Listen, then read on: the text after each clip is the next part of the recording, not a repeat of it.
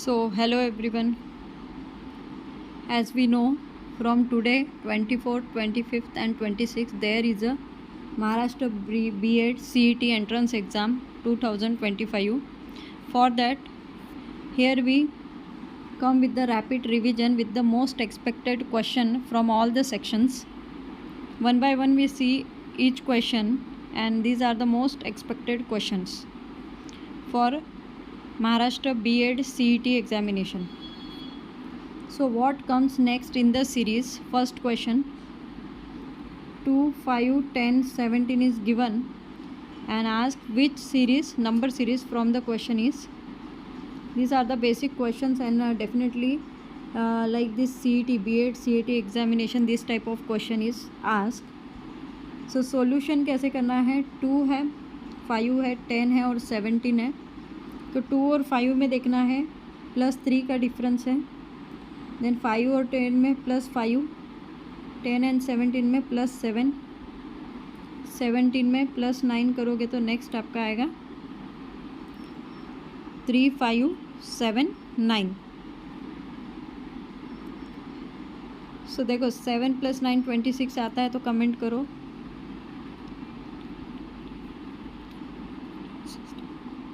Total answer is the right answer is the 26. Then the second question, most expected question. Second question, the most effective method of the teaching is. तो कौन सा ऐसा method है जो teaching का best है?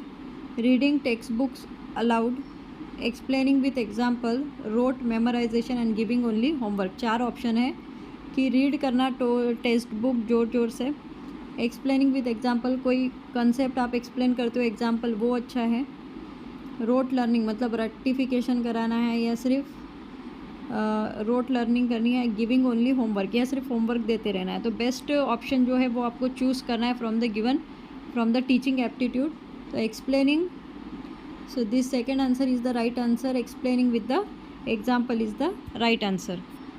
सो here is also solution provided. Learners retain better with relatable practical examples. तो जब आप बच्चों को पढ़ाते वक्त प्रैक्टिकल एग्ज़ाम देते हो तो उनको और अच्छे से समझ में आता है. तो इसी टाइप के क्वेश्चन आपको एग्ज़ाम में पूछे जाएंगे. बेसिक क्वेश्चन होते हैं entrance. Then the third question,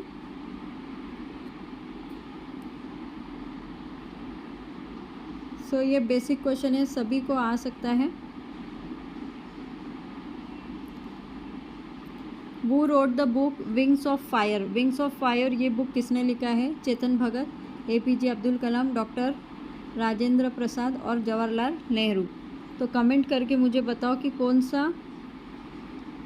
कौन है इस बुक के ऑथर. सो इसी टाइप के क्वेश्चन आपको एग्ज़ाम में दिखेंगे. तो definitely the right answer for the question is the APJ Abdul Kalam. The wings of fire is an autobiography of Dr. APJ Abdul Kalam. Then the next question,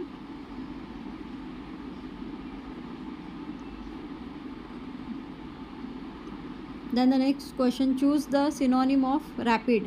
rapid का similar word या synonym आपको बताना है. Slow, steady, quick और silent. तो rapid मतलब जल्दी से, जो क्विकली होता है. तो यहाँ पे राइट आंसर रहेगा क्विक. सो रैपिड मीन्स फास्ट और क्विक. तो यहाँ पे आप एलिमिनेशन मेथड लगा सकते हो. जैसे कि हमने रैपिड वर्ड देखा तो रैपिड का मीनिंग स्लो होगा क्या? नहीं होगा, तो ये कैंसिल हो जाएगा.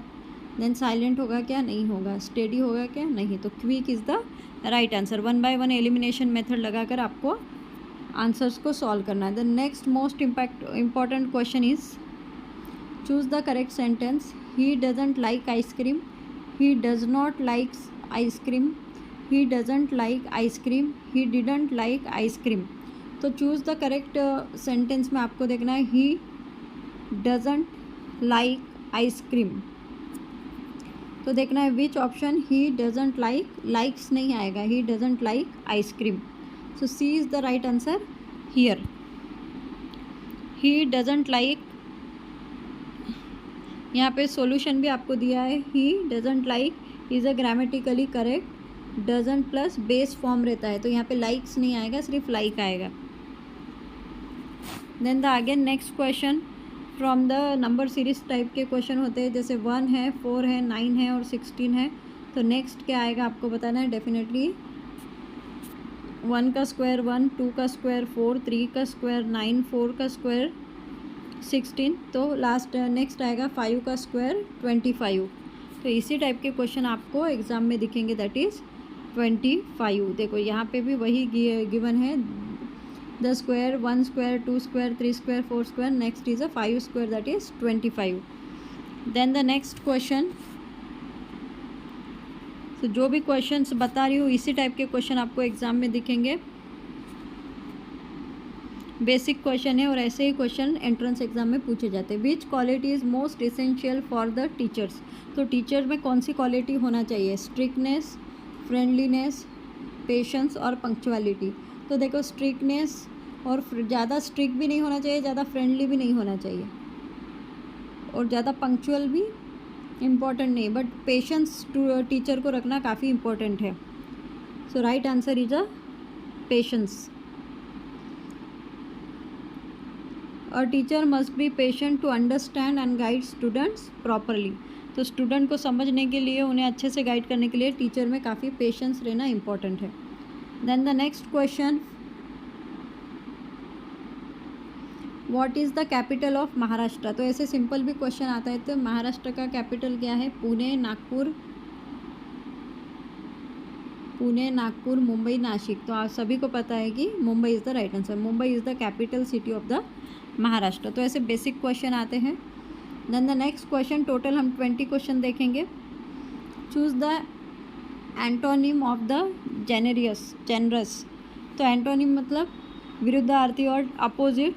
जेनरस का क्या रहेगा? काइंड, सेल्फिश, बेनिवोलेंट और हेल्पफुल। तो जेनरस का रहेगा selfish. Generous means giving, selfish is the opposite. तो उसका उल्टा हमें देखना है, अपोजिट देखना है। Then the next, filling the blanks. She dash to school every day. She goes to. Then the next question, what is the next prime number after 11। 11 के बाद में प्राइम नंबर कौन सा रहेगा? तो डेफिनेटली रहेगा 14 नहीं रहेगा, 12 नहीं रहेगा, 15 नहीं रहेगा, 13 is the prime number. So solution कैसे है? So prime number after the 11 is 13। Then the next question, effective teaching involves. Effective teaching हम किससे बोलेंगे? जहाँ पे आप सिर्फ थ्योरी पढ़ाते हो, ओनली पनिशमेंट देते हो, स्टूडेंट पार्टिसिपेशन रहता है, स्ट्रिक्ट रूल्स रहते हैं। तो जहाँ पे स्टूडेंट का पार्टिसिपेशन रहेगा वहीं हम बोलेंगे कि it is a effective teaching. तो right answer is for this question is student participation. Active learning happens when the student participate. Then the next question, which river is known as the Ganga of the South? तो कृष्णा है, गोदावरी है, कावेरी है, नर्मदा है। तो Godavari is the, so Godavari is often refers to the Dakshin Ganga. दक्षिण गंगा भी कहा जाता है। देन द नेक्स्ट क्वेश्चन, ऐसे ही बेसिक क्वेश्चन एग्जाम में दिखेंगे। Identify the correct spelled word. Environment की करेक्ट स्पेलिंग आपको देखना है। तो सभी स्पेलिंग आपको सिमिलर लगेंगे, बट जो मोस्ट राइट है उसी को हम क्या करेंगे? Environment. The correct spelled is the environment, ENVIRONMENT। Then the next question, he dash playing cricket when I meet him. So